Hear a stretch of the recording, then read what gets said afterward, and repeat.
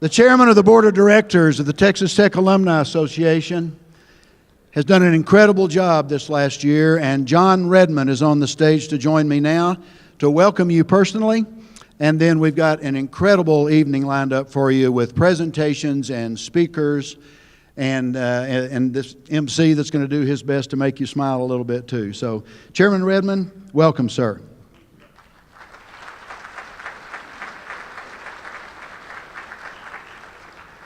Thank you, David.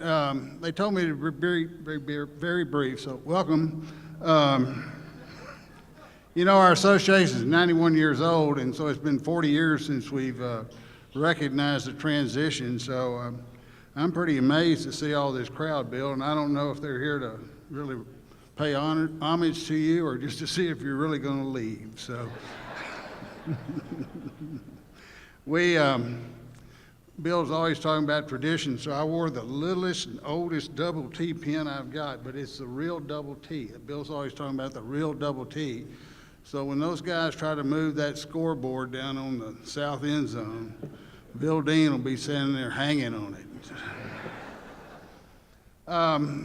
Real quickly, the Alumni Association does a lot of great work, and we do it through our board of directors. So all those members of the 2018 National Board, if I could ask you to quickly stand up.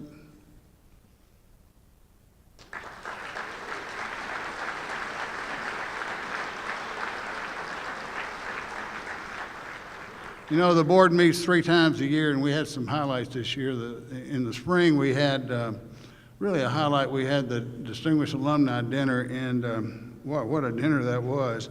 It's kind of the Phantom of the Opera met the country, and we had David Gashin and Josh Abbott and Gary Thomas, and highlighted by, we kept the McKenzie Market open and watched the Tech boys go to the Elite Eight, and some of the board members were a little sluggish getting in the next morning, but nonetheless, we had a great morning. We had the summer meeting, and we decided to revisit our strategy, so we took 2 days to do that, and we had a great leader. We had this extreme leader, David Miller, and David is a high-powered strategist and strategy leader, and those guys make a lot of money, and David learned the value of in-kind contribution, David, and we really appreciate that. And today we finished up. Tomorrow you'll see, if you go by the Fraser, we're going public. We approved the expansion to the Fraser Pavilion, and we're excited about that project, and it's going to be a great addition to the Alumni Association facilities, and so it's going to be wonderful. So with further ado, I'm going to introduce our MC tonight, and that's David Miller, and I'm going to say this about David. David and I have become very close over the last year. David is one to provide great assistance and great advice, whether you need it, whether you don't need it, but it's always available. Is that right, Miller? Yes, sir. So without further ado, our MC, David Miller.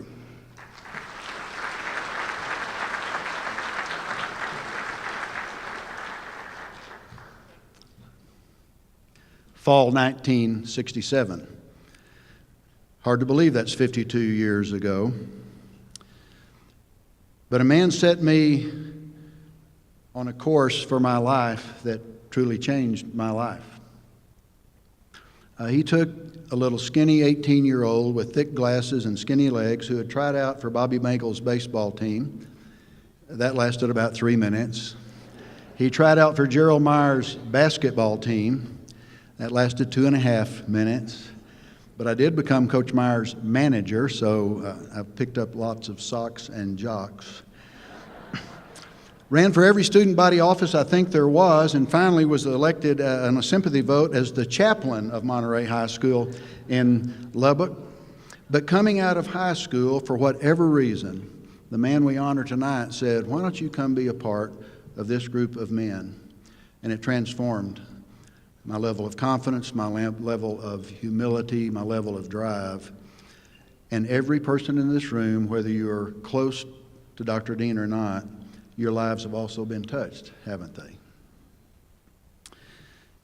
During that strategic planning session, which was a good day because of the entire staff and the entire board getting together, we adopted the following. This is the purpose statement of this association. This is the reason we exist. We exist to connect, inspire, and love our Red Raider family. Why else would we be here except for those things? Our vision statement is, what does it look like when we're doing it well?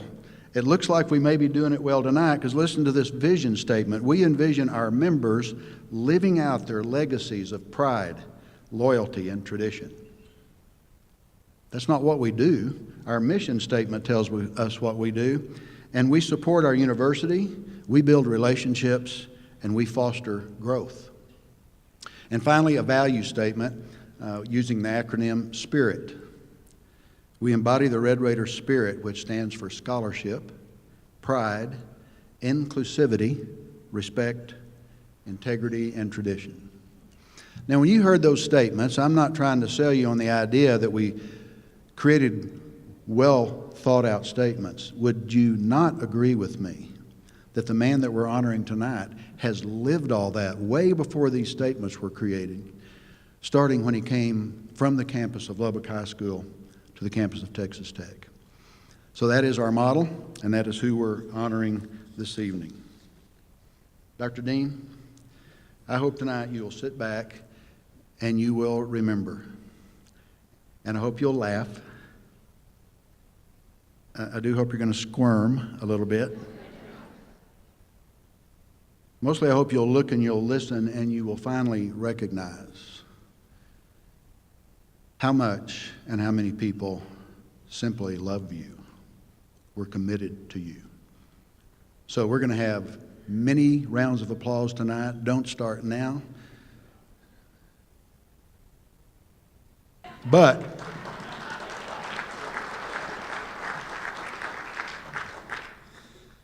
those were the same people that wouldn't be seated earlier that just don't follow orders very well. At this time, I'd like to invite longtime friend, fraternity brother, and pastor of Broadway Baptist Church in Fort Worth, Pastor Ryan Price, to give our invocation. When he finishes, the Lubbock High School Color Guard will present our colors, and the Maines brothers will lead us in the national anthem. I think it'd be a good idea, as Ryan comes forward, to go ahead and rise now and stay standing through the national anthem. Welcome, Ryan. This is the real prayer, not the one that David cried wolf on a moment ago. Let us pray together. Eternal and gracious God, we come together this evening to not only recognize the retirement of Dr. Bill Dean, but also to celebrate and to say thank you for all of his many years of faithful service to Texas Tech University, the Texas Tech Alumni Association, the city of Lubbock, and the whole Red Raider Nation. How grateful we are for Dr. Dean, Ms. Dean, and the whole Dean family for their lasting influence upon so many generations within this great community and beyond. Though separated by distances of geography and era, we have all been united by a bond connecting us one to another as alumni, faculty, and friends of Texas Tech. For this, much is owed to Dr. Bill Dean, and for his service, we do say thanks. May he hear from both you and also from us, dear Lord, those strong and pleasing words, "Well done, good and faithful servant." As Dr. Dean steps down now, we ask your blessing upon him and the Dean family in this new season of life. And we ask also your blessing upon us too, as we continue to take what we have learned from Dr. Dean and seek to pass it on to those who may follow after. Like Dr. Dean, may we also teach those who follow to strive for honor evermore and transmit unto them a legacy which is not only, not less, but greater than it was transmitted unto us. Bless this night, O Lord, and bless Dino and all of his many sons and daughters also. We ask these things in your holy name and by the power of your Holy Spirit. Amen and amen.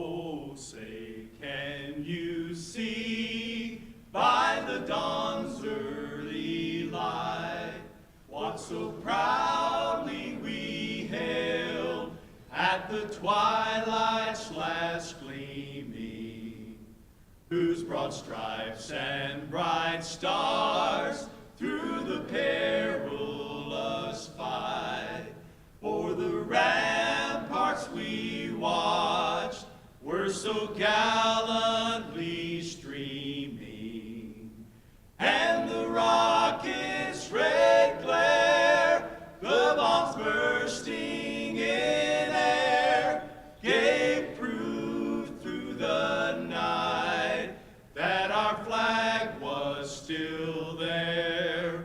Oh, say does that star-spangled banner yet wave o'er the land of the free and the home of the brave.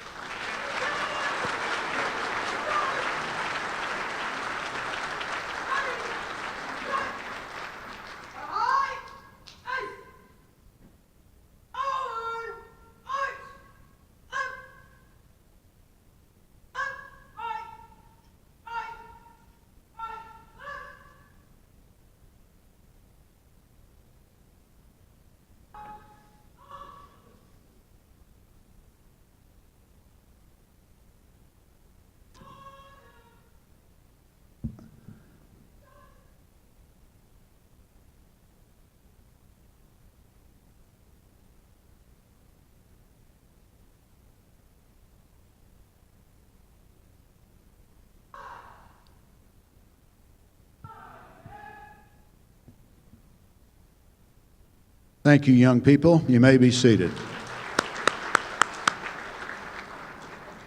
Thank you, Pastor. That was Brian, Steve, and Kenny Maines on the stage tonight, giving us that incredible rendition. What you couldn't see that I could see was the fact that Brian had his guns behind his back the entire time he was singing the national anthem. Now, in an audience like this, you run the risk of overlooking some very important people that should be recognized, that should be introduced. So I hope you'll forgive me, number one, if you think you're that important and you needed to be introduced. And number two, because of the length of this evening's program, I do want not to skim over, but to summarize via some group introductions, if I may.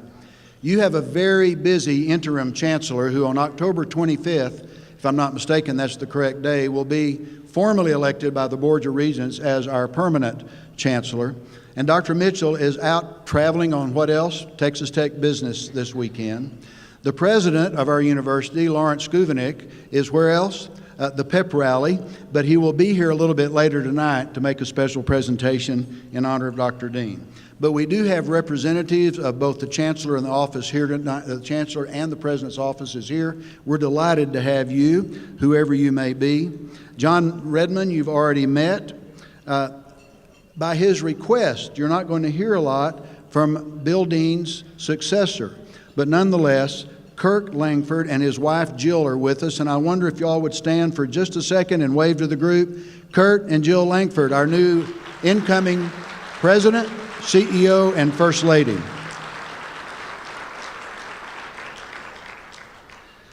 There are three special people that I've had the pleasure of knowing that are going off of the board.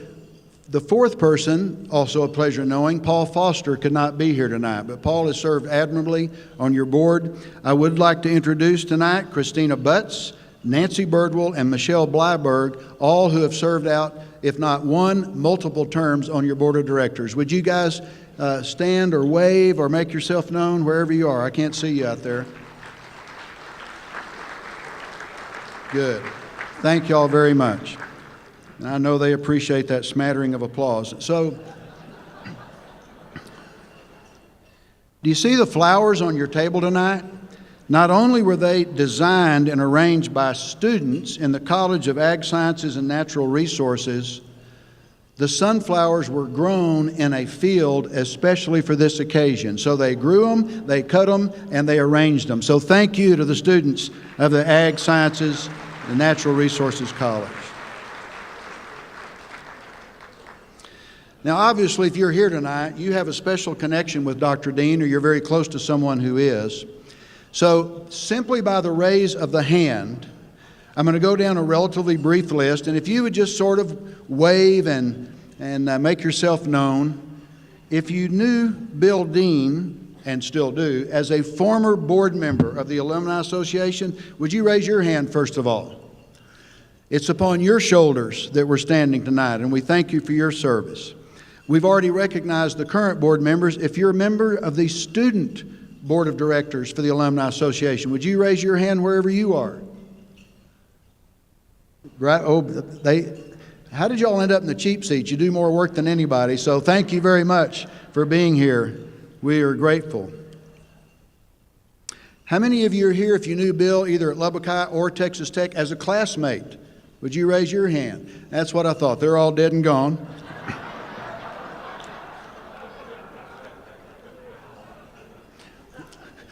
Bill's the only one that didn't hear that joke. It's a shame. How many are here because you had Bill as a professor at one time or another? You were in one of his classes. Now, there's a lot of hands for sure. Thank you for being here tonight. Hi, Dan. How many of you are here because you are a Phi Delta Theta brother? Raise your hand. Good. Thank you for being here. And that's the calmest I've seen you guys in a long time. Saddle Tramps. If you knew Bill through Saddle Tramps, where he was faculty sponsor for many years, thanks so much for being here. Baseball of any kind, youth, high school, college, fellow player, thank you for being here tonight as well. Just a couple of more. How many of you met him when you were in drug rehab? Any of you out there? I'm alone on that one? Okay. And then finally, one of Bill's things that he's not exactly proud of. How many of you met Bill, Hair Club for Men? Any of you? Thank you, Troy Dean. That's excellent. His own son. Rob. Where is Troy? There you are, right there. Sorry. Yeah, you've got hair. It's almost like a betrayal, Troy. The first presentation tonight is going to be made by friend and Associate Athletic Director Robert Giovanetti. He's not just an associate, he's the Senior Associate AD. There's a baseball reunion going on tonight, and therefore Coach Tadlock and his staff and many of his former players are there. And so Robert, who is going to hustle off to be at the same place, if I'm not mistaken, would like to make a presentation. Dr. Dean, would you come on up at this time, please, sir? Robert Giovanetti, everybody.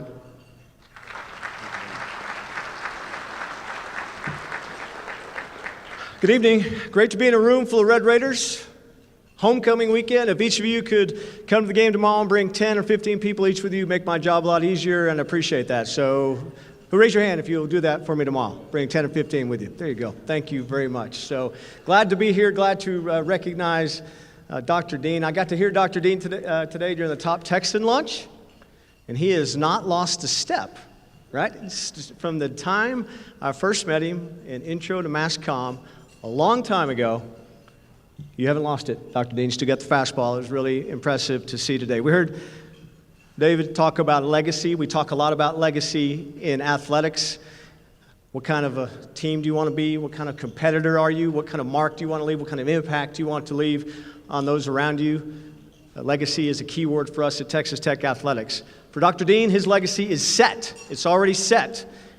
As you mentioned, it permeates through the people in this room, those of us in this room that have gotten a chance to know him or work with him or work for him or be around him. It's set. The thousands of students that he has impacted, each and every year they become alums, and the alums that didn't get the opportunity to take his class, and then even people beyond the sphere of Texas Tech, who we've got a few of those here in the room tonight. Dr. Dean is a giant, and we're so proud to be a part of what he has done here at Texas Tech. So it's a small portion, a small part of what we can tell Dr. Dean. Dr. Dean, we know you will still be around and flourish, and we'll see you rain, shine, heat, cold in your seat behind home plate. He's always there rooting on the Red Raiders, and I know he probably wishes he could be at the the baseball alumni event tonight, but he can't be there. But we wanted to show a small token of our appreciation. Know that you always have friends at Texas Tech Athletics, and so Dr. Dean, we want to present you with this framed jersey from Texas Tech Athletics.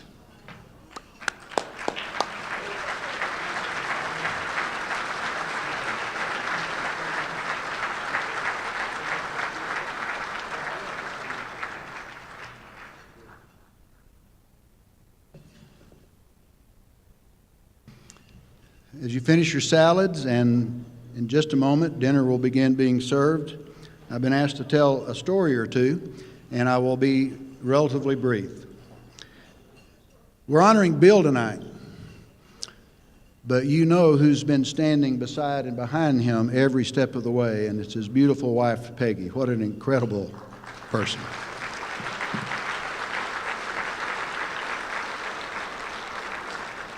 In fact, I have a feeling there'll be some emotions shown tonight, and that was the first time I broke just a little bit, Peggy, looking at you. Looking at you, Bill, I would break crying for a different reason. But nonetheless, Peggy, we love you, and we're grateful for everything you've done. We asked Peggy for some dirt on Bill. We didn't get any. But if you dig long enough, you can find dirt on anybody, I suppose. So this happened a few years ago, not too long ago. Peggy and Bill were in a place that Bill really didn't enjoy going. They were at the mall here in Lubbock doing some last-minute Christmas shopping. And Peggy was window shopping, and all of a sudden she looks up, and Bill's gone missing. He's nowhere to be found. So fortunately, in the age of cell phones, she picks up the phone and calls Bill, and he answers. He says, "Bill, where are you?" He says, "Peggy, do you remember years ago that jewelry store where we found that beautiful, beautiful diamond necklace that you just fell in love with? And I told you at the time that we couldn't afford it now, but that someday I'm going to buy it for you." And Peggy's getting teary-eyed and says, "Yes, of course I remember." He said, "Well, I'm at the Foot Locker right next door to that jewelry shop. And if you need to find me, that's where I will be."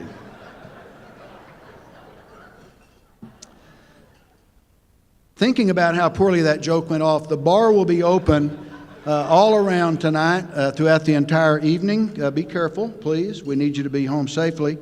Enjoy tonight's dinner, and we'll be back with you shortly with our full program. Welcome again. We're delighted that you're here.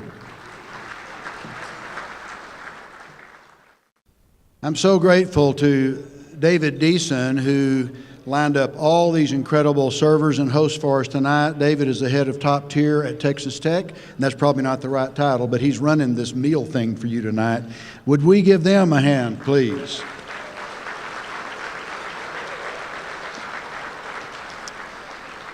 Out of courtesy, Mr. Deason asked me, "Well, when should we start clearing the dishes?" And I said, "You're the pro. You make that decision." So as our speakers are visiting with you, you'll still have people circulating among you. And I get the biggest kick when I read my instructions up here that says, "We encourage you to continue eating during our speeches." Do you really need that kind of encouragement? I haven't, stop eating, no more talking, just listen. So our first speaker, though, is extra special. In fact, Amy, if you'd like to begin making your way up here, I've got a few words to say before you get here. The lady you're about to meet, has been a colleague of Bill's in the industry, in the Alumni Association industry. Her name is Amy Button-Renz, and she's from the incredible K-State Alumni Association. And I don't know Amy except for about 5 to 10 minutes ago we said hello. But as I said earlier, I've known Bill for 50 plus years. And if you know him like I know him, and you do, you know that Bill can be, shall we say, direct? Shall we say he doesn't mix words? That he will let you know where he stands on things. So he's not much of a golfer, especially in recent years. His back's been bothering him, but Bill was raised Catholic, and he's still very devoted to the Catholic faith. And so he's there every Sunday at early Mass. But just to cover all the bases, he and Peggy also go to Indiana Avenue Baptist Church. And so Bill and the pastor of that church and his priest were playing golf several months ago before the rain started. I'm not even close to the punchline, you guys, so just hang on. They get behind this incredibly slow foursome, and they're all kind of griping and moaning, and Bill's good at that too, and so he's kind of whining about how slow they are. With the marshal, and for those of you who don't play golf, the marshal is the person who keeps the game moving at the appropriate pace.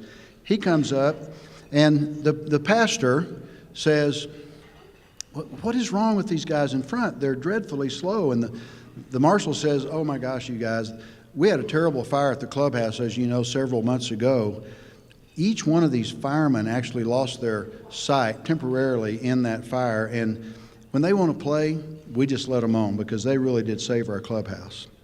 The priest says, "Oh my, I'm going to call some other priests and some of our congregation to pray for them and for their healing." The pastor says, "We have a benevolence fund, and I would be glad to see if we can make a contribution to their medical bills." And Bill Dean says, "Why can't they just play at night?"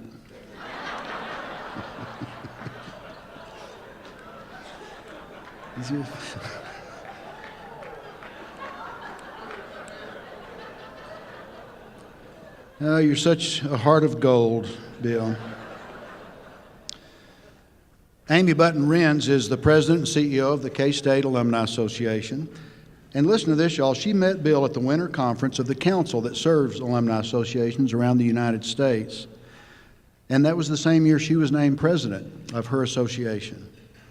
So after these 25 years, she says that a couple of words can never be enough to describe him. Well, Amy, because I've taken so much of your time, that's all we have time for is a couple of words. So would you come up? Glad to have you. Amy Button Renz. Thank you. Well, it's an honor and a privilege to be here tonight for Bill and Peggy. They are very dear friends, and I was thrilled when Britta reached out to me. But I do have to explain something, because my friends at the Texas Tech Alumni Association probably have never seen me in anything but purple. And I asked Britta, "What do I wear tonight?" And she goes, "Well, you can wear red or black." Well, I don't wear red because it's a KU color, so I'm wearing black and a few purple accessories, but I just am thrilled that I'm here tonight. And I just want to share some special thoughts and memories from some other colleagues that are not here. But as you mentioned, I met Bill almost 25 years ago at the Council for Alumni Association Executives meeting. I could tell right away that Bill was someone that was respected by others in the profession, and he was someone that I wanted to get to know. Fortunately for me, our paths have crossed frequently since that first meeting. Two of my favorite visits to Lubbock included the evening that Bill received the Lifetime of Service Award from the College of Media and Communications. And I got to be with Bill and Peggy and Troy and Rob and Amber. That was a very special evening, and I enjoyed sitting at the table with you and your family. But the other time that was extremely special to me was when we decided to build an alumni center. And I thought about who in the business would be someone that I would really like to reach out to. I immediately thought of Bill Dean. And so we came with our Building and Site Committee and saw what I think is one of the finest alumni centers in the country. Our interest in supporting the profession also provided me many opportunities to interact. We both served on the CAE board, and we were both chosen by our peers to lead the organization as its president. We both sat on the NEAT Trust board multiple times, and we both served as chair of the NEAT board. Bill and I were recently appointed to the NEAT Bylaws Committee, and Bill leaned over to me as we always sat together at meetings and said, "What does this mean?" Well, Bill's retirement now means he won't be serving, and he won't find out what it means, because I'm not going to share, and sadly, I will have to carry on without my trusted colleague and friend, and I won't be able to sit with Bill and Peggy at the board dinners. Tech and K-State joining the Big 12 was personally exciting for me. It meant that we were going to be able to spend more time together. I was going to be with my mentor. At the same conference, now that we were together, I would often text Bill and he would text me back when we had a big win, and especially when we won against certain schools who wore burnt orange or red and blue when they lost, and we did that a lot. So we were always happy when the Longhorns and the Jayhawks lost. So that's something we have in common. I have become a big Texas Tech fan, and I was thrilled when Kirby Hocutt, another Wildcat, was hired as your athletics director, and it's special to see Diane present this to Dr. Dean. It's really, really special when alumni and athletics can work together and be in sync. It means a lot in our profession. One other fun connection is that Mandy Johnson, a member of the Tech Alumni Board, is married to another Wildcat, and Todd Johnson, who served as a K-State Alumni Board Chair, was my boss. And if you haven't met them, I hope you have an opportunity to do so. I've always been impressed when I met a Texas Tech grad. Everyone knows Dr. Dean. They know him from his work at the association or as an award-winning professor. I will never forget meeting a women's basketball fan from Tech that was in Manhattan, and she was having difficulty getting into her basketball arena. So I asked her if she needed help. We immediately started talking, and all of a sudden I knew all kinds of Bill Dean stories that I had never heard before. So he was a big women's basketball fan, but she also knew he was a big baseball fan. I know I'm preaching to the choir talking about Bill and all he means to Texas Tech and to the other alumni relations professionals. I also know that I'm not alone when I say one of the best things about my friendship with Bill is meeting and getting to know Peggy. I will miss seeing her on a regular basis, as I will also miss seeing Bill, but I know we're going to stay in touch. Before I close, I want to share some comments from our colleagues. Bill is the consummate mentor. His sessions at Case always needed additional seats as everyone wanted to learn from him. He never minced words, and he always spoke the truth. He is the epitome of a gentleman, a gentle man who is strong but a quiet leader.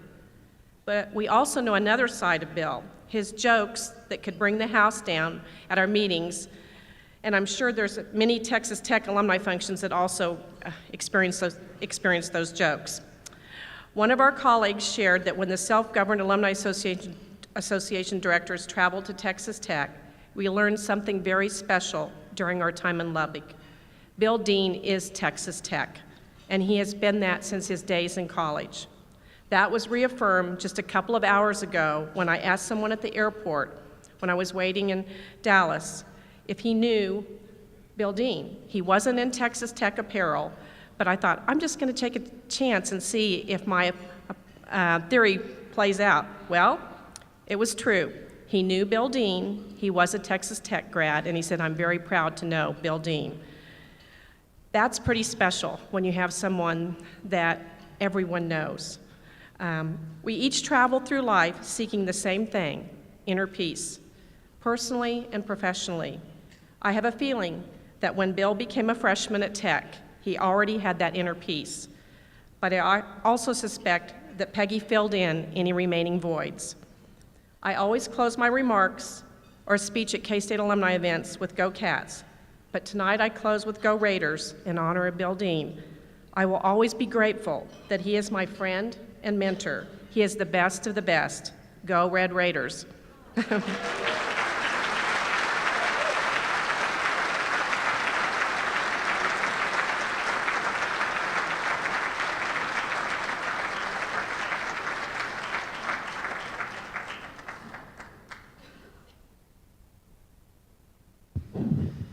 Amy, that was perfect. Thank you for your heartfelt remarks. I was at the Texas Tech, the Tech Luncheon today. What was it called again? What's that thing? The Top Texan Luncheon, thank you. And Bill was the MC there and introduced the special guest. And Amy, I was not really aware that Bill told jokes. But I asked him if he was going to retell the joke that he told at lunch today tonight, and he said no. So, Mike, you're just going to have to wait for another minute before you come up here. There you are over there. So, Dr. Dean says that there's a little 8-year-old boy in grade school, and he asks his mother, "How old are you, Mom?" And the mother says, "That's not appropriate for you to ask that. You don't ask a lady her age." "Okay, well, how much do you weigh, Mom?" So you don't ask that of a lady. You just don't do that. Said, "Okay." What was the third question that you asked? Oh, yeah. Thank you for those of you at the luncheon today. Well, Mom, why did you and Dad get a divorce? I said, "Son, you've gone way too far. Don't ask any more questions." So he goes to school, and one of his classmates there in the 3rd grade knew that he'd asked these questions, and he said, "Well, just find her driver's license. All this information is there." So he gets home, goes through his mother's purse, and he looks on there and studies it, and goes up to his mom. He says, "Mom, you're 38 years old." He says, "Well, how in the world did you know that?" She said, I just find these things out. By the way, you weigh 118 pounds. He says, "What in the world? How did you know that?" "And I now know the reason that you and Mom got divorced." He said, "You couldn't possibly know that." And he says, "Yes, I do, Mom. You got an F in sex."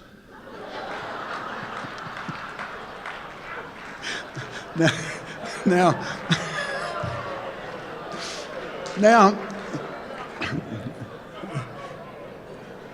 you're groaning a lot more than we did today at lunch, but I have to tell you, it was funny and we laughed, but it was even more cool when everybody's looking around and says, "Bill told a joke. He told a joke." Can you believe it? Okay. I love this next guy too. Dr. Mike Gustafson is our next speaker. He's the president and CEO of the College Baseball Foundation. Has incredible work on the Hall of Fame, headquartered right here in Lubbock. He first met Bill 40 years ago, a little over 40 years ago, when Mike's mom, Marcia, was the editor of the Texas Texan, which most of us in this room get and read today. But he also played on Coach Dean's 1982 Colt League championship team. And Mike, by the way, my son Matt played on one a few years after that. So to show you how Bill really does bridge generations, that's true. His wife Dana could not be here tonight. She's traveling, so his date is his father, who's Bill, we're glad to have you. And the one thing Dana wanted me to tell you about Mike as his wife of many years, he may be often wrong, but he is never in doubt. All right, Mike Gustafson, come on up.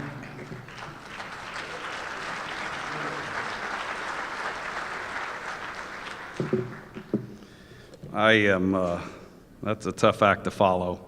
I'm really flattered to be asked to do this tonight, and it's very meaningful to be on a list of speakers with Judge Janelle and John Scoville. And at age 51, I don't get to say this very often, but being on a list with those guys makes me, I really constitute the youth movement up here tonight. It's good.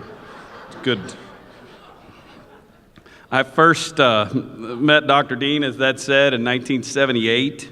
Mom was hired as the editor. It was about this time of year. It was late in the year, and somewhere along the way, learning new employees, people are learning about each other, and Mom had said, "My son plays baseball," and so the connection was made. And when 11-year-old me got to meet, I guess at that point, 40-year-old Coach Dean, one thing that was easy for us to talk about, for me at least, was rather than Legos or something like that, it was baseball. And we got to talk St. Louis Cardinals and Stan Musial.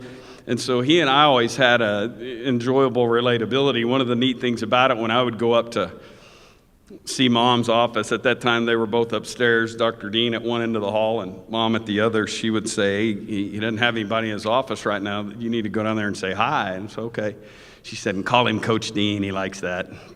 So I would go down and see Coach Dean. And as the bio mentioned, in 1982, I got to play on his Colt League team, and we did win a championship. And one thing that I would tell you that all of us experienced who played for him is we were going to practice or play 5 or 6 days a week, and that was really a credit to him, and I'll get to his consistency in a minute, but we did win a championship, and we did have success, but part of that was that he was going to coach the team. He was going to work. We were going to get better, and thinking about that time with him and all of us who played for him, he really nurtured several generations of high school players, and because most of the time he was coaching high school age kids.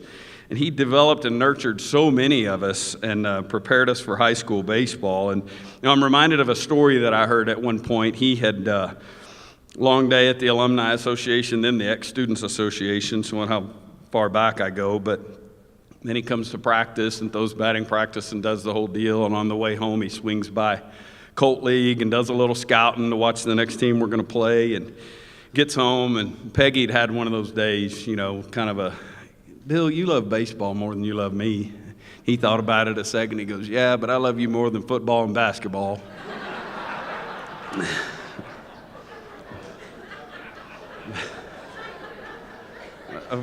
Of course, I'm kidding about that. One of the really neat aspects to their story is that Bill Dean was the coach of a team on which Peggy's brother was playing. Peggy would come to see her brother's games, and ultimately she met her husband through that process. So this really does all come back to baseball.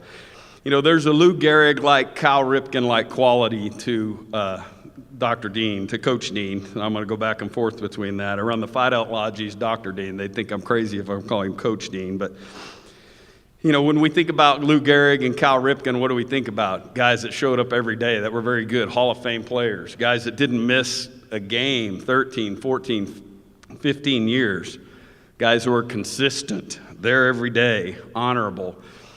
And I invoke the name Lou Gehrig there, and it's important to do that because for the Phis in the room, the Phi Delts in the room will know that Lou Gehrig was a Phi Delt. And so I assume that connection is probably a little more meaningful to him than the Cal Ripken. But think about this, 38 years of coaching youth baseball, 40 years here with this Alumni Association, 60 years plus now of association with Phi Delta Theta. That Cal Ripken, Lou Gehrig thing makes perfect sense. And I think about his involvement in Lubbock, baseball in Lubbock, beyond just the coaching for 38 years, but as a fan and observer of the game, really for a lifetime. And his story goes back to as a kid going to Lubbock Hubbard's games over at Hubbard's Park, which was behind now Cavazos Middle School. But you think about who all he's interacted with, coached against, fed players to, and whatnot. And his interactions, this is a who's who of baseball in Lubbock, and he's got a connection to almost every one of these people. And I'm just going to rattle through names, and I won't elaborate on them. I'm going to be here all day. Larry Hayes, Kyle Segrist, Becky's here at the dean's table. John Dudley, Coach Dudley's here. Bobby Magel, Jimmy Schenkel, Donnie Moore, Clint Bryant, Tim Tadlock, that's a good name now. Rip Griffin, Gary Ashby. The list really goes on and on and on. And if we needed a story about every one of those guys, he could give it. And it's really remarkable. And certainly as a season ticket holder for so many years, and we mentioned it earlier, Robert mentioned it, sits on the top row right up there behind home plate. And beyond just having a good seat, his real job up there is to umpire the games. We know that. He was always good at that. But he has enjoyed over the last 5 years the team that has been to Omaha 3 times, that has won 2 Big 12 championships. And so I know that as a guy who went to those games back when I played and we were just struggling to stay above water, he's enjoying that as much as we all are. Amy obviously mentioned 40 years of association with the alumni business, and I don't need to elaborate on that. That's really remarkable. 60 plus years of association with Phi Delta Theta. Obviously that goes back to his time as an undergraduate and pledging. He has received every recognition possible from that fraternity, obviously locally, but even nationally. If there was a Hall of Fame or a way to retire somebody's number in Phi Delta Theta, he would have it. This chapter here at Texas Tech has won 14 Harvard trophies, which is the top award that a chapter can win each year, and he had a direct hand in at least 12 of those. I probably could get to the bottom of that and get closer, but he was a chapter advisor. He was in the chapter or whatnot. he's still to this day, and I went, well, several of us went, and the pictures have been running all night, but his 80th birthday was in December.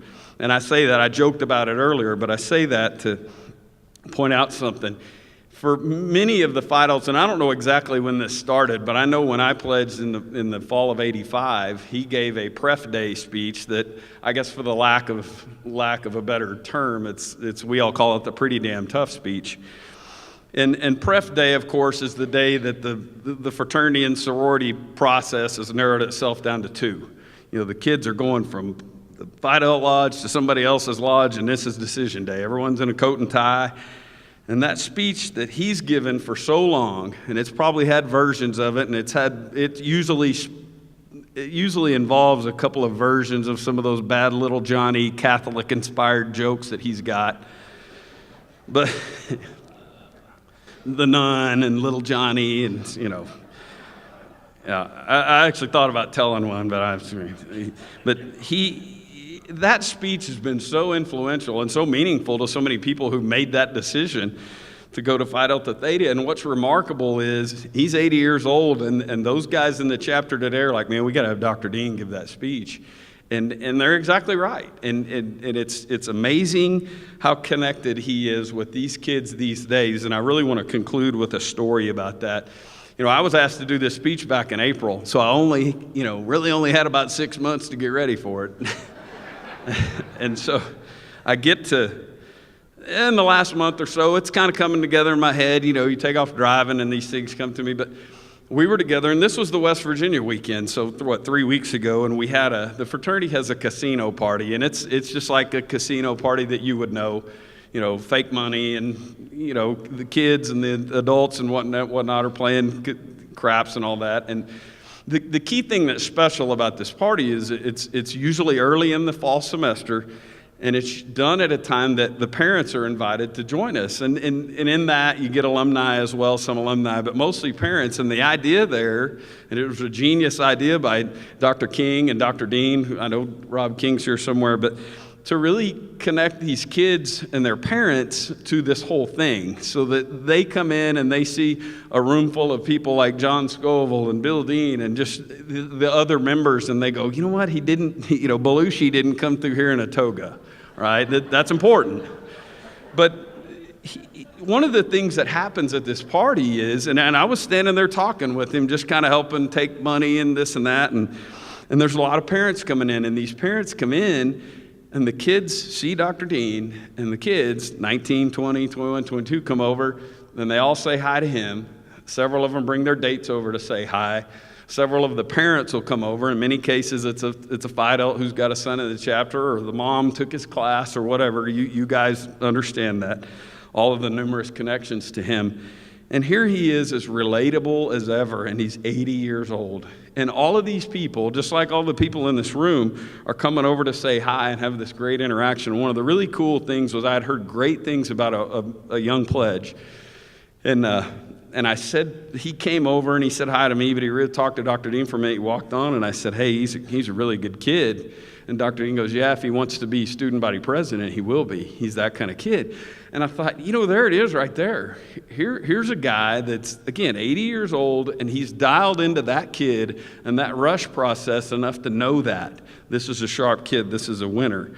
He didn't have to be there that night. I guarantee you the music wasn't what he was listening to in the car on the way over. It was louder than what he would have been listening to. It was dang sure past his bedtime. We're getting close to that right now, probably. But and the really neat thing there is 3 days later, he came to the lodge, and he didn't do this often, neither do I. But he came to the lodge for the meeting. There was an exec meeting, and he had a couple pointed questions about that, and he said, I'd like to talk to the chapter. Well, every Phi Delt in this room's probably had a tail chewing or two from somebody doing something stupid, and he'd get that hand going, you guys are a bunch of dumbasses, but when on this day, when he spoke to the chapter, he and I sat on the front row. He got up to speak, and I thought, I'm going to go around and stand behind the room because, number one, I wanted to count the number of kids there, but I also wanted to see their reaction to him. And because he had some pointed things he wanted to say, and I think I counted, and there were 75 kids there, and the remarkable thing is, in this day and age when we think, oh, these millennials, no attention span and whatever, he gets up there and he's got complete command of the room. And for about 10 minutes, about the length of this speech that I'm giving, he interacted with them. He asked questions. He did some things. They laughed at some of the stuff he said. He scolded them on a couple of things that he wanted to do. And he was sympathetic. Several of the young men in the room had known a young man who had committed suicide. And all of that was in 10 minutes. And that's remarkable if you're 30 years old, 40 years old, or whatever. He gets up there at 80 years old, and he's that relatable to that group. And I think it's a testament to him. He even walked over to me, and wherever Braxton Iden, you guys are that are here tonight, he walked over to me before this dinner started, and he said, I can't believe those guys are here. So it means a lot that you active members are here tonight, and we're all much better off for having been associated with Bill Dean. Congratulations.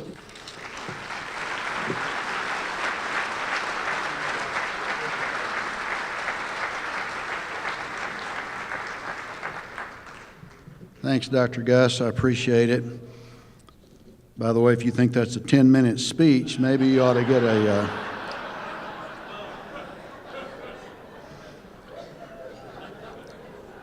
Judge Rob Janelle and I grew up across the street from each other here in Lubbock at 42nd and Gary. He's 2 years my senior. He was a senior at Monterey when I was a sophomore.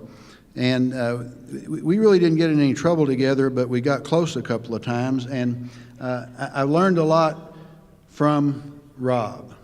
A little bit unusual story. When he was a teenager, and why would he ask me, a younger guy, for advice on this? But he was a senior, and he came up to me and said, David, my parents told me that I need to get circumcised tomorrow. I said, I had that done at birth. He said, well, does it hurt? I said, well, I couldn't walk for about a year.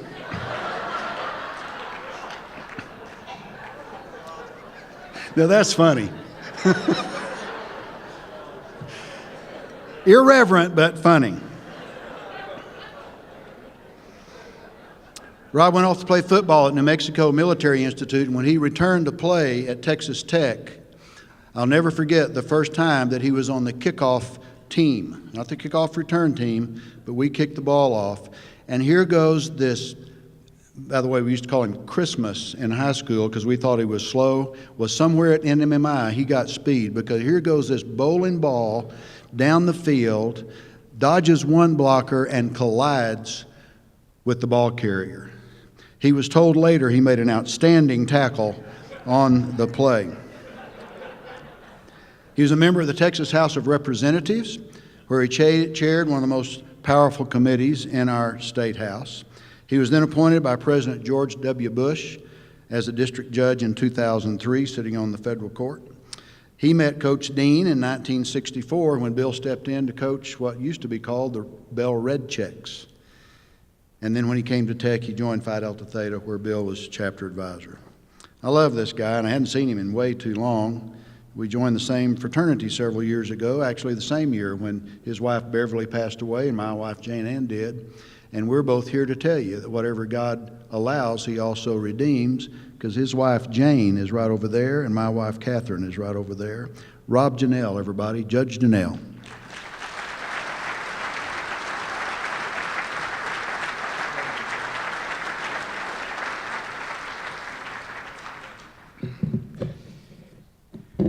Before I start with Dr. Dean, I wanted to say a few words about David.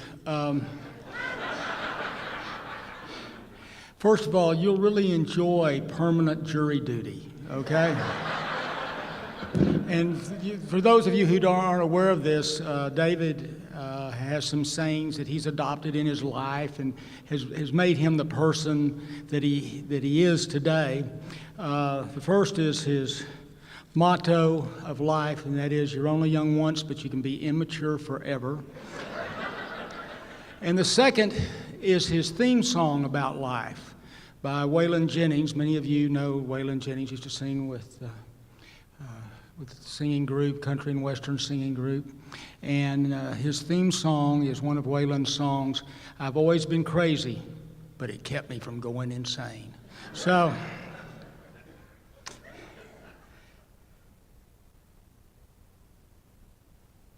Bill Dean. Well, Jack Dale. How many of you remember Jack Dale? Everybody, yeah. Used to have Jack Dale on the radio listening to Tech basketball, particularly as that. And Bill Dean is a lot like what Jack Dale used to say on the radio when the Tech basketball team was playing.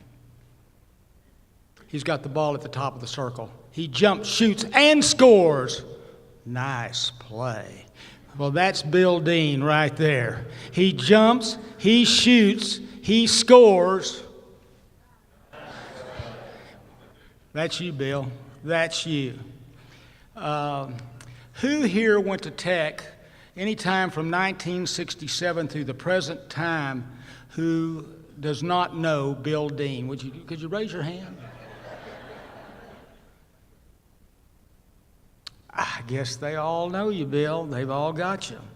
Who has never actually met Bill Dean?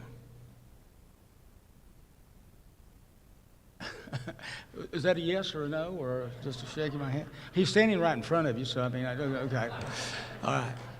Well, if you haven't, I want you to get up here after we're through and get your picture made, because it's going to be a very, very valuable picture in a few years, okay? Making big cash off pictures made with Bill Dean. He's famous. He's famous. Now, don't get too close to him if you're getting your picture made with him, because if you accidentally prick his skin, he's going to bleed red and black all over you, because that's what he does. He bleeds red and black more than any person I have ever known in my life from Texas Tech. As the Texas Tech student body president, Mr. Dean was the first person to ever flip someone, oh no, that's not right, was the first person to ever flip the lights for the annual Carol of Lights. That's what it was supposed to be. Dr. Dean played baseball at Tech and was a heck of a player. My dad and I used to go to the games and watch him play, and it was just incredible. Now, here's a few things that I think the public should know for the private life of Bill Dean. And that, again, as you know, that he played baseball at Tech from 1956 to 1960 and was a letter winner in baseball. After he got out of Tech, graduated from Tech, still living at home a little bit, and it's Sunday morning, and he's been very faithful in his church. He just decided he wasn't going to go to church. I don't know what it was, just didn't want to go that morning. So he gets up and he calls, he was teaching a Sunday school class, he calls the assistant teacher and says, I'm afraid I can't be there this morning, I just don't feel, I don't feel well this morning. And his assistant teacher said, well, Bill, I'll take care of the class, don't worry about it. And so Bill goes out to the golf course, and he's on a par 4, 425-yard hole, tees the ball up, and hits the ball, and a gust of wind, as it will do in West Texas, just took that ball, and it looks like it's sailing off to the right, slicing off there. All of a sudden, a gust of wind takes it back to the hole, and it rolls in for a hole-in-one. Up in heaven, one of the angels says to God, God, what in the world did you do that for? He's missing church, missing Sunday school. And God says, who's he going to tell?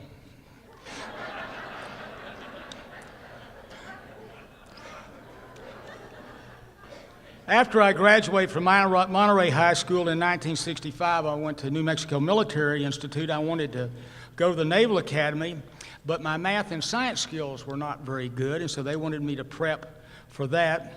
I played both football and baseball, and my freshman and sophomore year in college there at NMMI.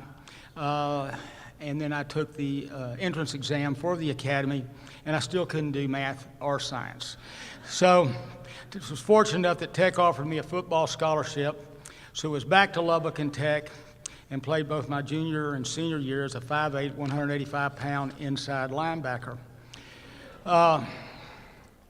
Some of my teammates, John Scoville, Dickie Grigg, Terry Scarborough, and there's others that are here, they asked me if I wanted to join a fraternity.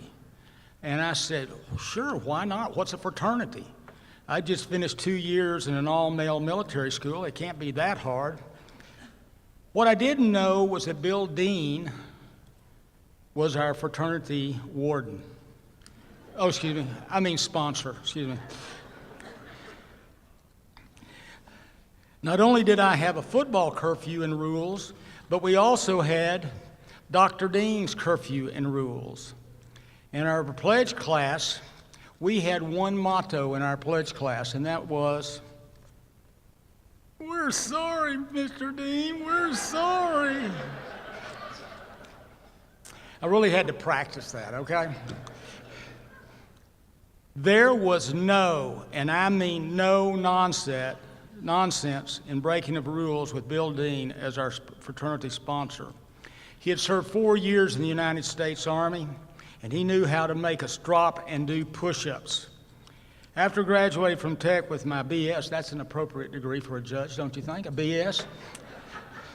I went into the United States Army and did 3.5 years active duty. It was nothing after having a sergeant major like Bill Dean. After being discharged from the Army, I came back to Tech and went to law school. Dr. Dean and I reunited again, and I was on the board of the Alumni Association. I was fortunate, again, to serve on that board. Dr. Dean had one goal, and that was to make Texas Tech the best university in the United States, period. What a great leader he was, and what a great leader he is. Dr. Dean cared not only for Texas Tech and its students, but he cared about how they were going to do when they left Texas Tech. Just the day they dropped out, the day they got their degree, it wasn't over for them. As all of us know that are alumni, he cares for each and one of us and how we do and how we've lived our life. I've had a blessed life and had a great professional career, and it is all as a result of leaders and mentors like Gerald Myers, Bobby Magel, Bill Dean, and a number of others. On behalf of myself and others who played, we were taught and were led, Dr. Dean, by you. There's no doubt that we would have not accomplished in our personal and professional lives if it had not been for you and the example you set for all of us. So, Dr. Dean, God bless Texas Tech. Dr. Dean, God bless its students and teachers. And most of all, God bless you and Peggy, and bless what you have done for all of us by your leadership, by your example, your love for Tech, and most of all, your devotion to each of us. I would not be where I am today had it not been for you and others. My last thing to say is, guns up, Bill Dean!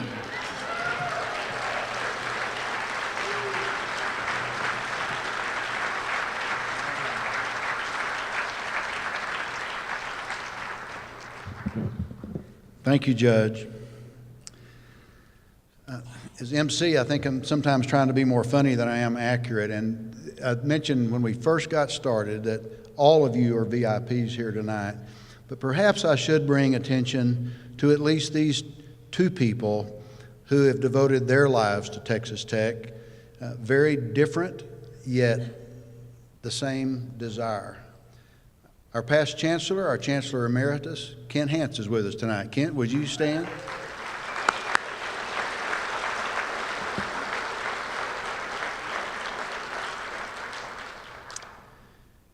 And Nell Delaney's husband, Speaker Pete Laney, is also here. Speaker Laney, would you stand up? Hey, Pete. Okay, we're going to do something that's a little bit dangerous, and I really am going to be serious for the next 12 and a half seconds. Will you please cooperate with all of us if we were to take about a 10-minute break to use the restroom or refresh your drinks outside with the bar, because in about 10 minutes from now, we'll begin what I believe will be about the last 45 to 50 minutes of our program, and it's outstanding. You don't want to miss any of it. So my watch says 8:43-ish. Why don't we be back here no later than 5 till 9, and surely we can have everybody out by 10 o'clock, okay? 5 till 9, be back in your seats. Thank you. So you've heard way too much probably about Phi Delts tonight, but several of us in the room had John Scoville as our Phi Chi pledge trainer back in the spring of 1968. That was right after, by the way, John and the Tech football team had defeated University of Texas that fall for the first time in history.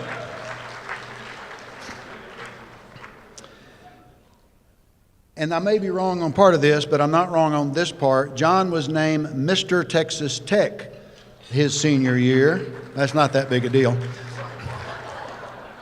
But our next speaker was named Miss Texas Tech, and that is that big a deal.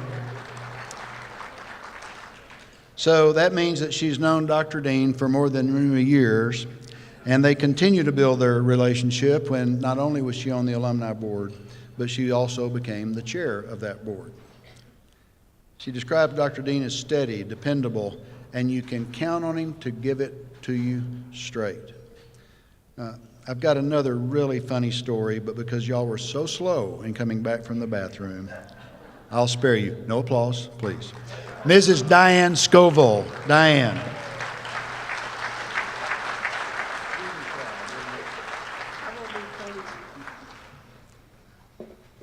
Well, it's my pleasure to represent the past presidents and talk a little bit about what it was like to try to keep up with Bill Dean. First, I wanted to tell you what happened to most of us in the early weeks, the presidents, most of us, in the early weeks of our presidential term. Every new president, as a matter of course, had a sort of orientation meeting with Bill. Well, I got called into mine, and the first thing I saw on his desk is this big Bible, which made me very apprehensive. And he sat me down right in front of it, and I'm thinking, I'm not getting where we're going here. Is this a prayer meeting, or what are we doing? And I felt like I'd been called to the principal's office. Well, he made some excuse to leave the room, and the open Bible is right in front of me. And so I looked down, and it's marked at Corinthians 14:34. I know probably all you Phi Delts know exactly what that is. It says, loosely interpreted by me, women should remain silent.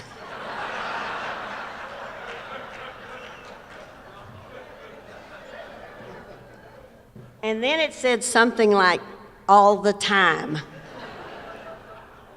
And I'm thinking, shoot, I am in trouble now.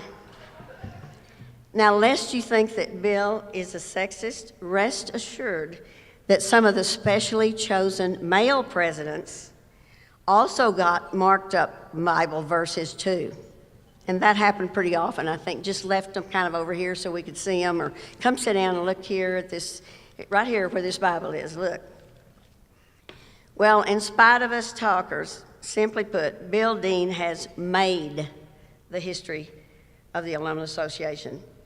Under his watch, we built the Merckett Ex-Students Association and then the Mackenzie Merckett Alumni Association. In the middle of those two huge building projects, the Fraser Alumna Pavilion was built, and we changed the name of the ex-students to Texas Tech Alumni Association, not to mention that we have since expanded everything.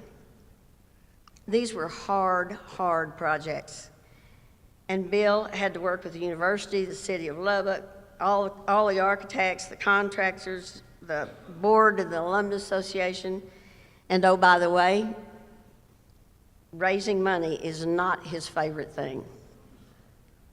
If you were president of the association, Bill always kept you well informed of these projects, which with extremely well-written reports. I remember thinking, Bill Dean is just always textbook leadership. And while doing all those hard projects, which were probably not in the original job description, he was also growing the association to over 31,000 members.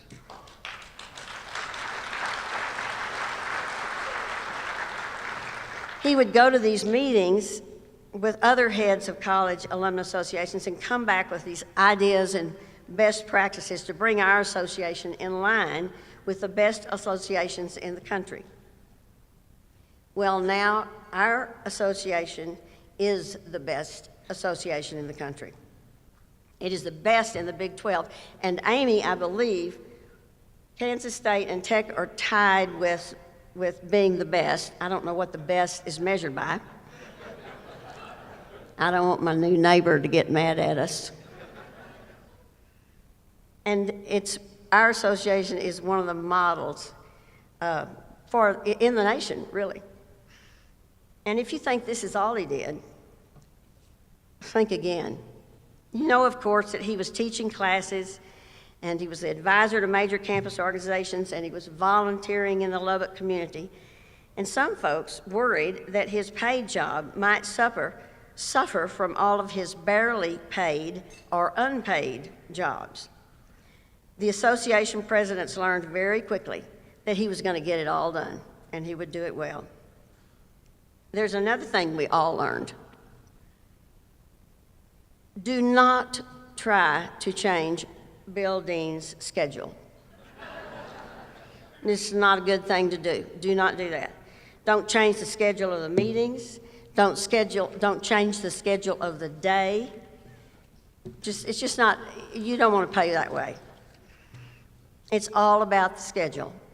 And it also included baseball games, his schedule.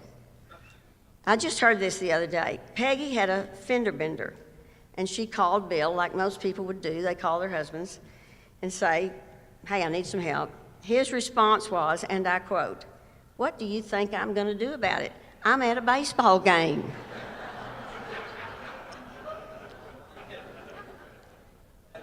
God bless Peggy.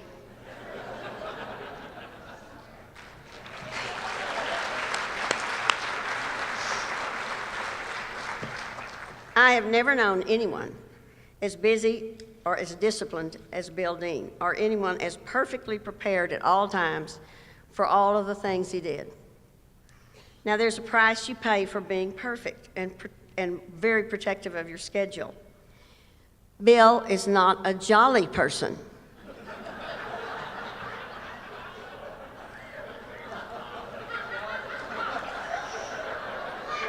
I'm thinking we're going to be cracking jokes, and he is like,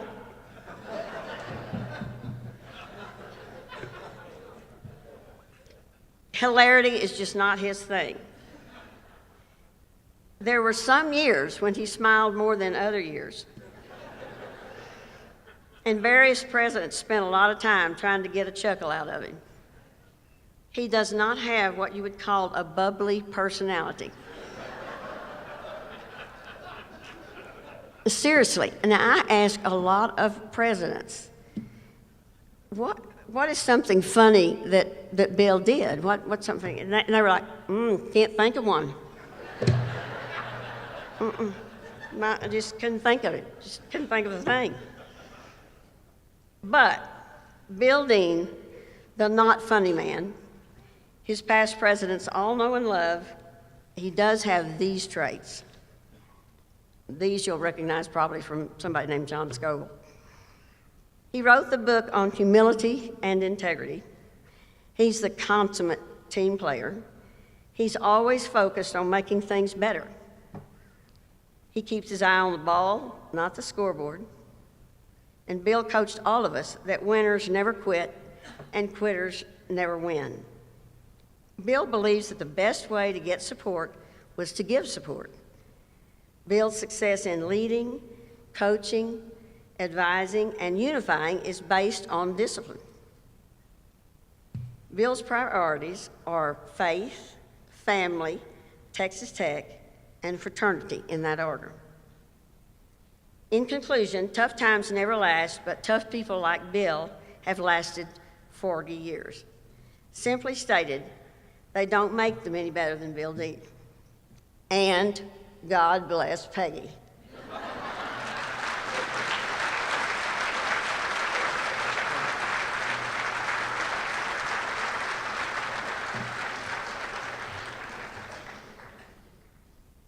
Perfecto, Diane. Well done. So maybe scattering some of these introductions around a little bit will help. Will you stand up, Troy? This is son number 1, Troy Dean.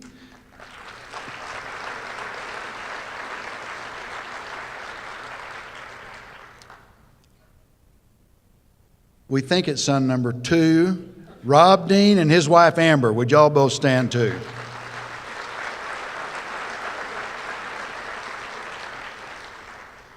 And Becky, I know you were recognized earlier as one of our head table guests. So glad you're here, Miss Sechrist. What a legacy you and Cal are also leaving. Well, we're going to change gears a little bit, and instead of speakers, we're going to have some presentations. So, Dr. Dean, would you go ahead and come up, and you're going to stay on the podium, or whatever this is, the stage, the rest of the evening. And it appears he's inviting Peggy. So maybe, Ryan, you could bring another chair up with you. You want to sit next to him, Peggy, or over here?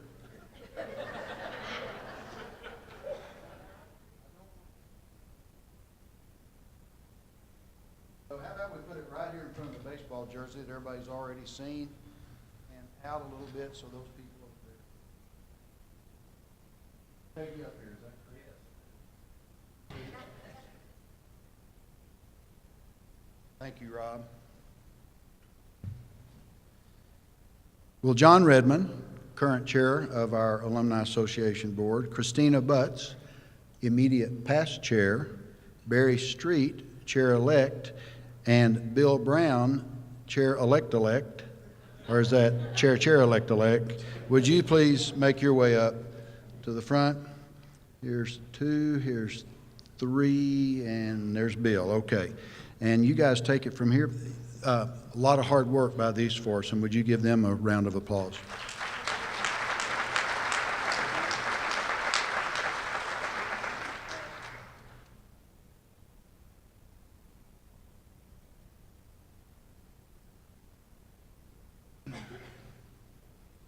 Well, Bill, we passed the hat. And we said, well, let's give a scholarship to Dr. Bill and Peggy, and we got $42.95. And then we passed the hat again, and we got a little bit more. So why don't we turn that over, and let's see what we got. We got $110,101, $702.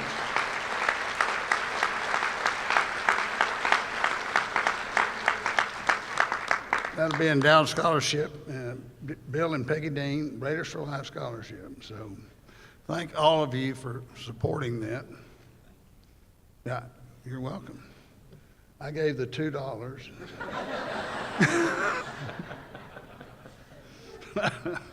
Okay. So it was my pleasure last year to serve as chairman of the National Board. And one of the topics that has always come up for the Alumni Association, and for those of you that have served on the board or as chairman or president of the board, know about the lifetime membership. And we know that Dr. Dean has never been a fan of the lifetime membership in 40 years of being the CEO of the Alumni Association. So tonight, it is our honor to give him the first lifetime membership award of the Alumni Association.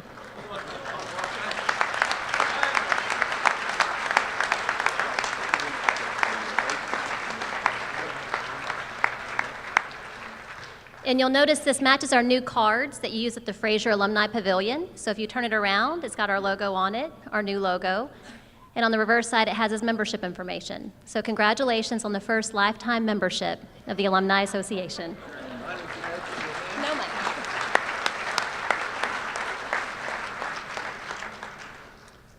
You can't read it, but it has an expiration date on it.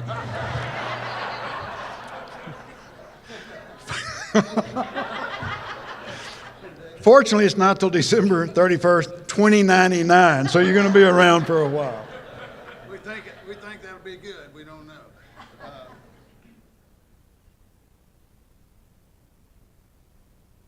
Okay. Are you supposed to do anything else while you're up here?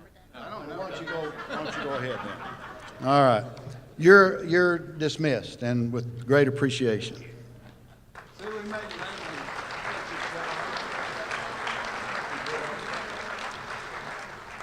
Since the check was drawn up, by the way, another $1,500 has come in for Bill and Peggy's scholarship. So I'm so proud for y'all for that. And I know that is one of the most important things that Bill Dean is proud of, is the number of students that have been assisted by the Alumni Association Scholarship Program.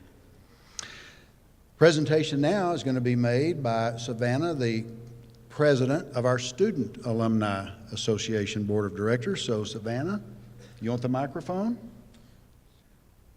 Wait, it's over here.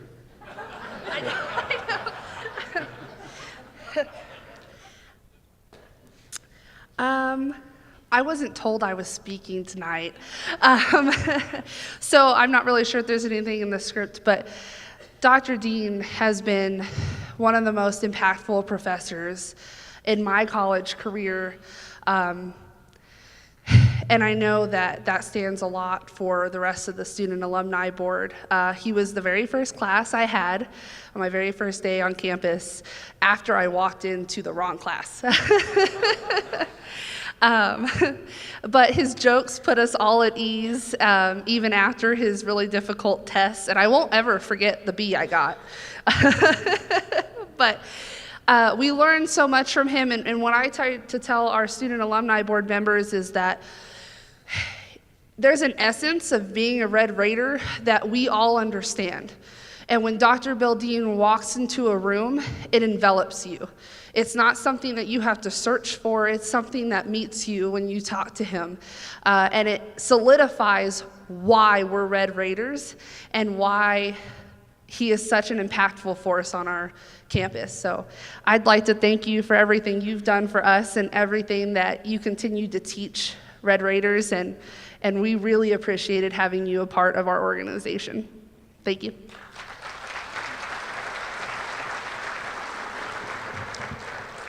Bill and Peggy, the students now would like to present you with still another check for your scholarship. The amount of $505 raised by these young people. So thank you very, very much.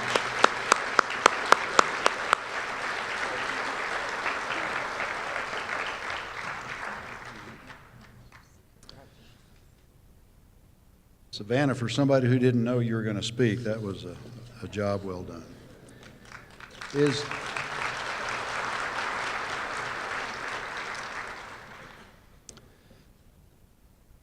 So I'm at that luncheon again today, Top Texan Luncheon. I'm looking over at the table and I see Lawrence Skuvenik. He was at the reception last night welcoming Kurt Langford. He was at the pep rally tonight. I have no earthly idea when you're getting any sleep. Well, the way you look right now, evidently you're not getting much sleep, but nonetheless, I've had the privilege, and seriously, Lawrence, you can make your way up if you'd like to work with Dr. Skuvenik on the President's Leadership Institute, which has now graduated 80 people from the President's Institute for both staff and faculty that want to further their leadership careers at Texas Tech. And he continues to support that program this year with the 5th class of the PLI, the President's Leadership Institute. So straight from the homecoming pep rally and bonfire, our 17th president of our university, Dr. Lawrence Skuvenik.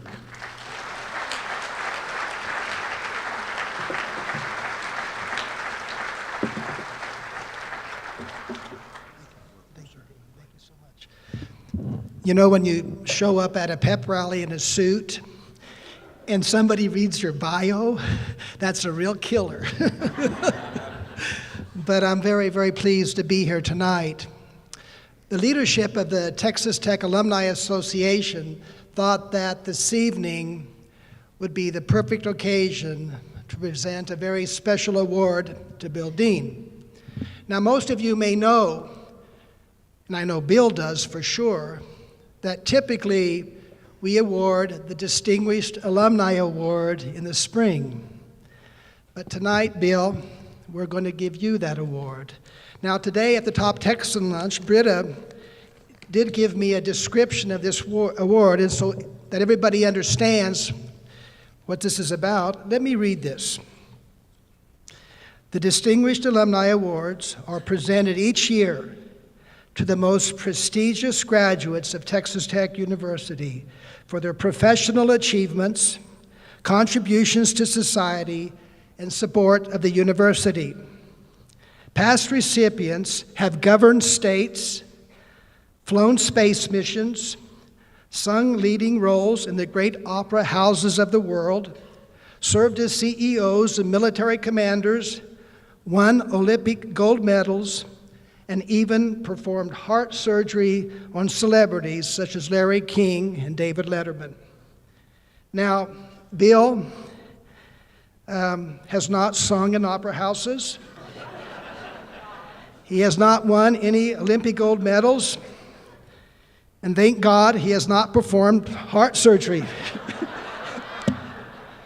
But he has given a life of service to the students of Texas Tech, to his co-workers, and to the alumni.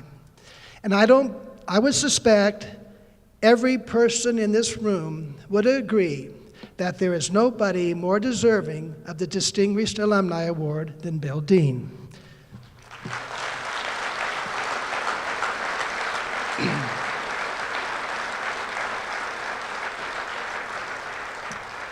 Yesterday at the Texan Memorial Service, that's an annual ritual when we honor the memory of students, faculty, staff, and alumni who have passed away. It's a very touching and somewhat sad event. The families are there, and Bill was asked to acknowledge the alumni. And what he said, I thought, so epitomized what it means to be a Red Raider. He said to the families and friends, "We cannot take away the hurt and the loss, but we can show you how deeply we care about you and your loved ones." And he went on to say that this was a very personal experience because on that list were co-workers, students he had had, and fraternity brothers. And he mentioned that these were people who came to Texas Tech, they made friendships, they established relationships that lasted through their lives, they provided service to the university, and then they went on to make their mark in the world. And that is what being a Red Raider is about. And who knows that better than Bill Dean, because that's the way he's lived his life. And so, Bill, it is with much love and appreciation that tonight we present you with the Distinguished Alumni Award. Thank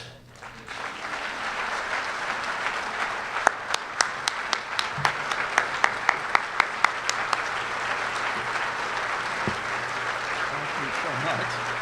This is a shock. Thank you so much.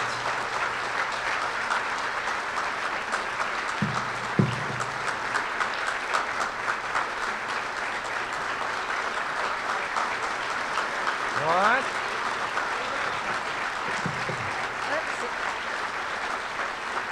Put it on. Okay.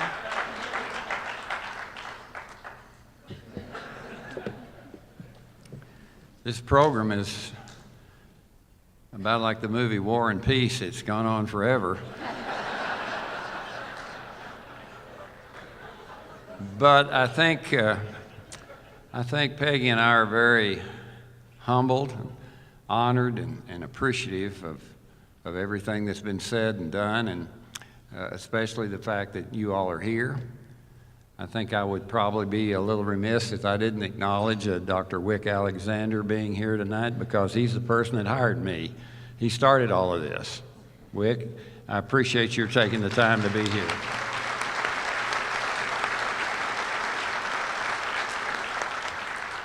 And I also am very appreciative of the support and the companionship that I've had with former Chancellor Hance, and I appreciate you being here as well.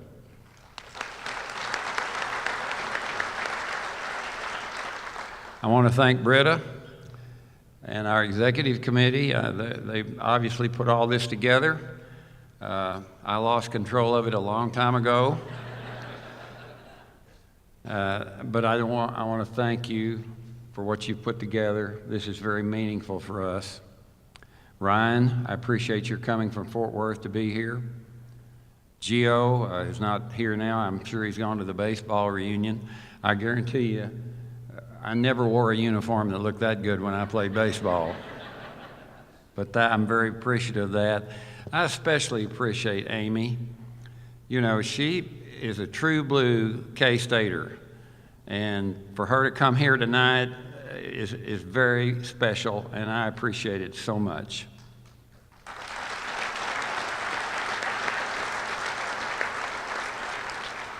Augustison and Janelle played baseball for me. I was not sure what they were going to say. They kept it clean, and I appreciate your remarks. And Diane, other than the fact that I'm not a very jolly person, I appreciate your remarks as well. You know, when you receive an honor or when you're recognized like this, you surely realize that you didn't do it yourself. I mean, it took a lot of other people to help you get where you are. And my wife, long-suffering, is one of those people, and my family, who've been very supportive. I've had a great staff to work with. Some of them have been with me almost from the beginning. We've had great boards of volunteers who have worked with us and provided great leadership. Our administration, I think one of the things that I'm most proud of is the fact that we have established a very close working relationship with our administration. That's not true everywhere. I have served under 12 presidents and interim presidents, 5 chancellors, 8 athletic directors, and 9 vice chancellors for institutional advancement. And I am proud to say that we worked well with every one of them and worked as partners in trying to promote Texas Tech University. The person I want to thank the most, however, of all of these is my Lord and Savior, Jesus Christ. Because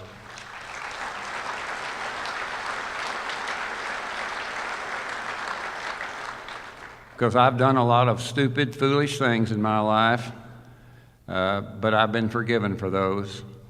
And He has been my rock. He has been my foundation through very tough times, and we've rejoiced through the great times. And so I can't, I know it's probably not politically correct or fashionable today to do things like that, but I want to give Him the credit because He deserves the credit.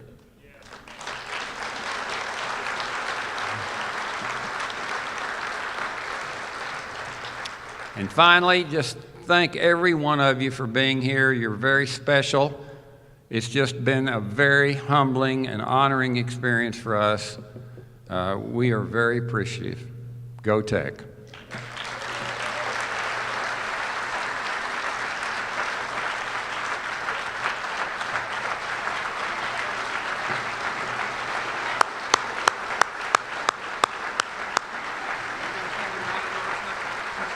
About a minute.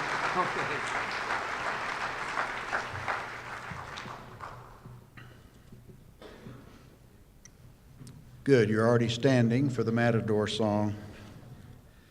Couple of things. 11:30 tomorrow, the Fraser Pavilion opens, 3 hours before kickoff. You're all invited. You're all welcome, assuming you're a member of the Texas Tech Alumni Association. And if you're not, there will be people at the door to take your money.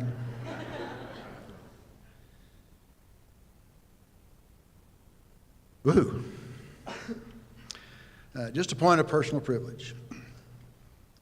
And I've said this, Dan, the evening that you got your Distinguished Alumni Award. Dr. Henry Cloud wrote a tremendous book called Necessary Endings. And for every necessary ending, there is a new beginning. A pregnancy has to end for a baby to be born.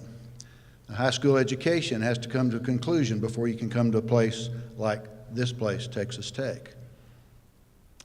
Sometimes death has to occur before a new life with the Lord Jesus begins. So while this is an ending in a way, it is the start of two wonderful new things. One is a new era in life for this incredible couple and their sons and daughter-in-law. And the other is for Kurt Langford and his wife and all of the rest of us who truly are Red Raiders for life. The Matador song, Guns Up.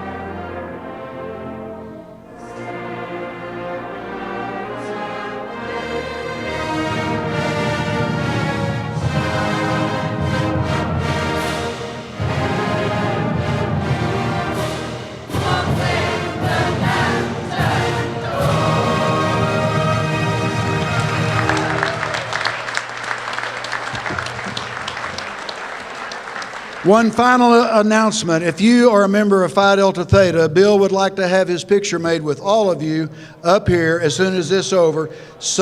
You're going to... my boss, Britta, says all the flowers will be gone. These flowers, you're welcome to take with you, please, your table pieces, okay? Thank you very much. You're dismissed.